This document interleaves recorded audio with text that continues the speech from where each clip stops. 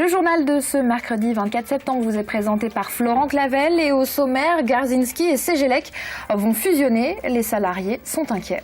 Après la perte d'un marché important en Sarthe, ces deux filiales de Vinci Énergie ne formeront plus qu'une seule entité.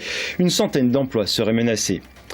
50 commerces fermés au Mans lors des 2 dernières années, c'est ce qui ressort d'une étude de Mancea, une nouvelle association de commerçants de centre-ville, enquête dans ce journal. Et puis la manifestation entre cours et jardin devient sonore, reportage à la maison de la Grande Macre, cité Plantagenet, où un voyage poétique attend les visiteurs. Mon invité, Sébastien Vallée, coordinateur de projet au planning familial de la Sarthe. On parlera avec lui des journées mondiales de la contraception qui commencent ce vendredi. Nous l'évoquions hier, le mariage des entreprises Cegelec et Garzinski, programmé pour le 1er novembre, inquiète les salariés. Florent. Ces deux sociétés spécialisées dans l'enfouissement des réseaux et filiales de Vinci Énergie sont spécialisées dans l'enfouissement des réseaux. Le problème, c'est qu'elles ont perdu un marché du Conseil général à 10 millions d'euros. Résultat, une centaine d'emplois pourraient disparaître. Si Cegelec et Garzinski sont deux entreprises historiquement concurrentes, rachetées par Vinci récemment, les salariés se doutaient qu'un regroupement pouvait arriver, mais pas si vite. Jean-Luc, retraité Cegelec depuis le mois de juillet dernier, ne comprend pas comment ces entreprises ont pu perdre une grande partie du marché d'enfouissement des réseaux électriques en Sarthe. On a du mal à admettre, et les gens sont en colère vis-à-vis de ça, c'est que c'est des entreprises, Garzinski et Cegelec, qui sont de la Sarthe, historiquement de la Sarthe. Il faut savoir que Cegelec a environ 70 ans d'existence, et le marché, on l'a depuis 66 ans. Et Garzinski à peu près dans les mêmes cadres. Ça veut dire que là, au jour d'aujourd'hui, on ne touche que du personnel de la Sarthe, et on fait venir sur ces marchés-là des entreprises extérieures. Mais le Conseil général, joint par téléphone, nuance ses propos. Les deux lots perdus par les entreprises Mancel reviennent à Bouygues Énergie, basée dans le département, à Champagné, et à Inéo Réseau Ouest, situé en Vendée. Des attributions faites dans le cadre de l'appel d'offres encadré par la loi. Mais Force ouvrière compte bien interpeller les élus. Le syndicat craint la destruction d'une centaine d'emplois en Sarthe. Cegelec et Garzinski touchés, oui. Vous avez aussi les sous-traitants, dont on ne parle pas. Il y a un sous-traitant, par exemple, qui assurait le terrassement avec les tractopelles, avec les camions pour évacuer les déblaiements et ainsi de suite. Ça représenterait à peu près 80% de son activité qui va être perdue. Il s'agit de la société Cosnar, dont le siège est situé à la Bazoge. À l'heure actuelle, les salariés des deux entreprises n'ont pas trouvé de terrain d'entente pour avancer ensemble dans les négociations. Un CE extraordinaire se tenait à Garzinski ce mercredi après-midi. Le sujet était signé Lucille Cantet. Économie toujours, avec cette fois-ci un déménagement, celui du magasin Babou. Et oui Marion, l'enseigne leader sur le marché de produits discount fermera à Allonne le 18 octobre pour rejoindre le parc Manceau. Le nouveau magasin ouvrira le 5 novembre. Babou pourrait ainsi séduire de nouveaux clients en bénéficiant du dynamisme de la zone commerciale quasiment complète avec cette arrivée. 50 commerces fermés en centre-ville du Mans ces 2 dernières années. C'est ce qui ressort d'une enquête réalisée par Mancea. L'association de commerçants créée à Noël dernier a donc décidé de réagir. Elle veut redynamiser le centre-ville en lançant des actions commerciales, mais aussi en nouant un dialogue constructif avec la mairie. Laure Girard.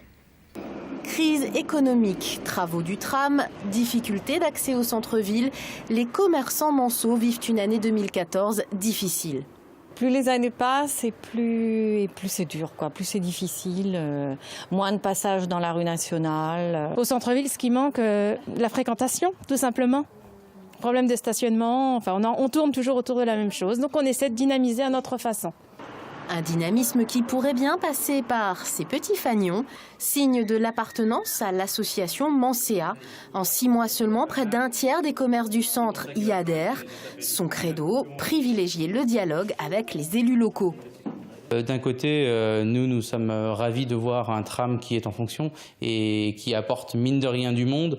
On a besoin de ça, mais on a besoin aussi de faciliter l'accès aux clients en centre-ville. On a besoin d'avoir des voies qui soient larges pour laisser les clients rentrer, des accès au stationnement, puisque on a mis en place des nouveaux parkings. Nous, on souhaite que les gens aillent dans ces parkings aussi. Avec un réseau de 180 membres, Mansea voit grand pour le centre. Un casting et des défilés sont organisés en partenariat avec la CCI à partir du 4 octobre. Et puis une patinoire devrait être installée place des Jacobins pendant la période de Noël. Coût de l'opération évalué à 60 000 €. Mansea en appelle aux aides des collectivités. Une association comme la nôtre, si jeune et qui ne vit pour l'instant que grâce aux fonds récoltés par les artisans et commerçants, c'est trop peu. Donc on a besoin d'aide de la mairie, du conseil général, de la région, etc. Donc on fait des demandes et on espère que ça aboutira pour qu'on soit sûr d'avoir cette patinoire en centre-ville. De son côté, la mairie se félicite des bons rapports de travail entretenus avec la jeune association.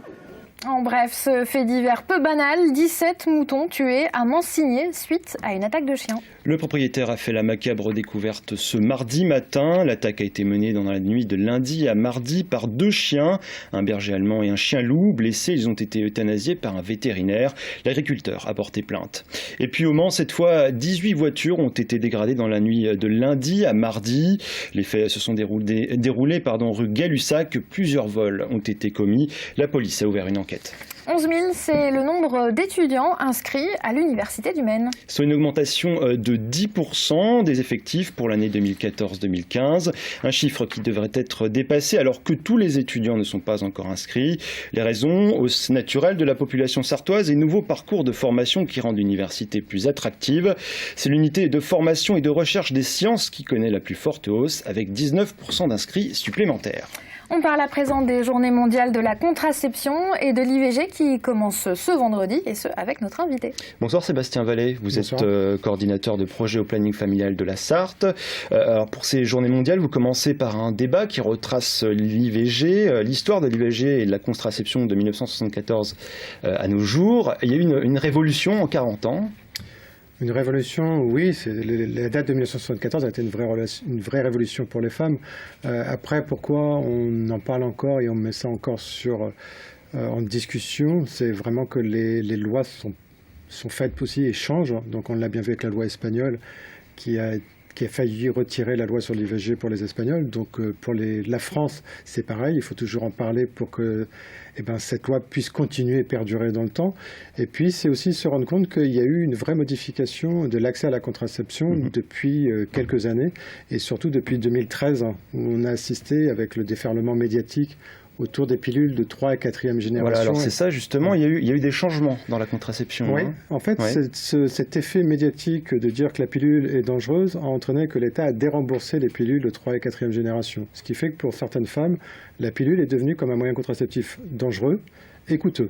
Et ça a entraîné des vrais changements au niveau de l'accès à la contraception et puis de la contraception choisie par les femmes. Par exemple, de 2010 à 2013, donc en 3 ans, à peu près 8% des femmes en âge de procréer, d'avoir des enfants et qui ne souhaitent pas de grossesse, 8% ont arrêté la pilule, suite à ce que je viens de dire, des effets de la pilule de 3-4e génération, et en fait se sont orientés vers d'autres moyens contraceptifs, comme vous avez dit le DU, donc le stérilet au cuivre, donc sans hormones, le préservatif, 3% à peu près, avec tous les risques d'une mauvaise utilisation du préservatif s'il est mis en cours de rapport sexuel, qui ne sert à rien, et les 3 autres 0,5% ont été vers le retrait et la méthode de calcul des températures, dite les méthodes naturelles. Donc moins efficace. Largement moins efficace, avec énormément de risques. Donc si dit risque, dit grossesse potentielle possible, et dit souhait de ne pas garder sa grossesse, donc avoir une incidence sur le nombre d'IVG. Forcément une hausse des IVG, des grossesses non voulues ?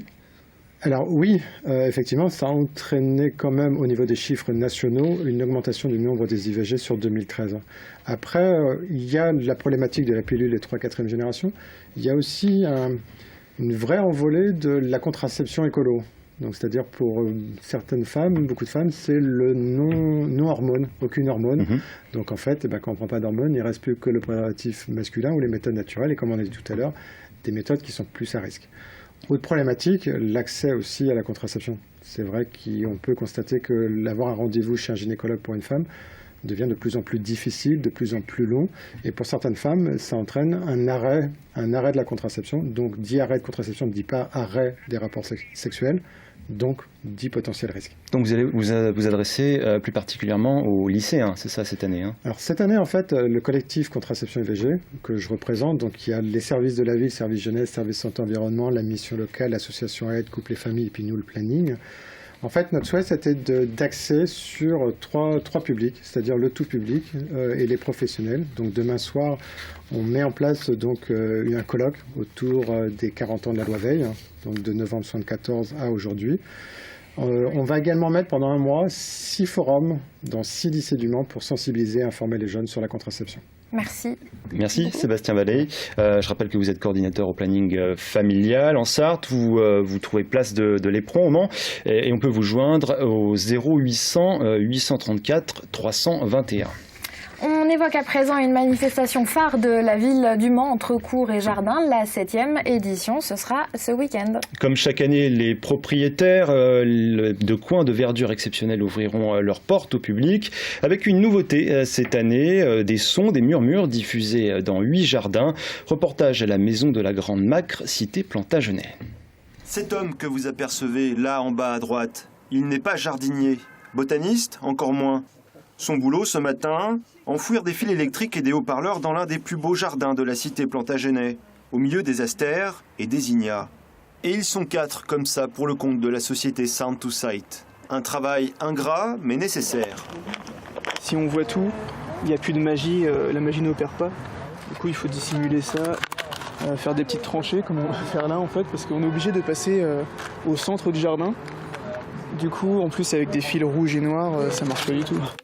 Fendre la terre pour laisser place dans 1 heure au murmure, proposer un voyage aux visiteurs entre fiction et réalité. C'est la propriétaire des lieux qui a décidé de ce que les haut-parleurs diffuseraient. Des poètes, Lecomte de Lille, Gautier, Ronsard, Baudelaire. La poésie a toujours figuré dans mon jardin sur des ardoises, sur de simples ardoises de toit quelquefois. Et donc cette nouveauté-là, c'est naturel en fait. J'adore, oui, j'adore l'idée. Je ne sais pas du tout ce qui va se produire. Ça va être une surprise même pour moi, oui. Sur les jeunes bambous, sous les rosiers épais, sur la mousse gonflée et les savants sauvages.